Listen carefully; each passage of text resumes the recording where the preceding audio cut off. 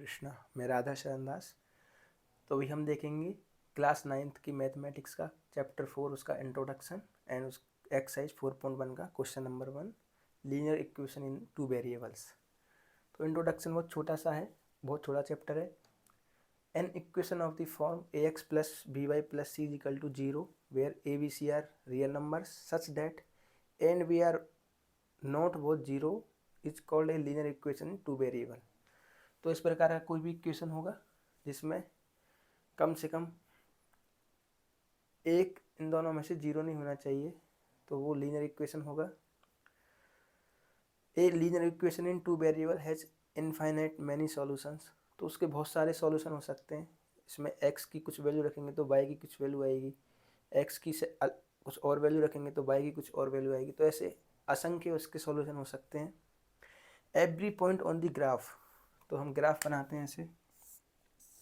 तो every point on a graph of a linear equation in 2 variable is a solution of the linear equation.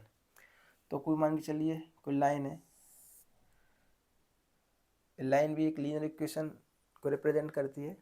In 2 variables is solution. तो जहाँ भी मान के चलिए यहाँ पे एक काटी है पॉइंट को, एक यहाँ पे पॉइंट काटी है, तो ऐसे इतने सारे पॉइंट इसने प्लेन में काटे, तो ये सारे इसके सॉल्यूशन है। Every point on the graph of a linear equation is in 2 variable is a solution of the linear equation. Moreover, every solution of linear equation is a point on the graph of the linear equation. या फिर हम उल्टा बोलें कि जो भी solution होंगे उनको हम ग्राफ पे डाल के उसका इक्वेशन बना सकते हैं। तो बहुत आसान है। तो एक्सरसाइज 4.1 का क्वेश्चन नंबर 1 देखते हैं।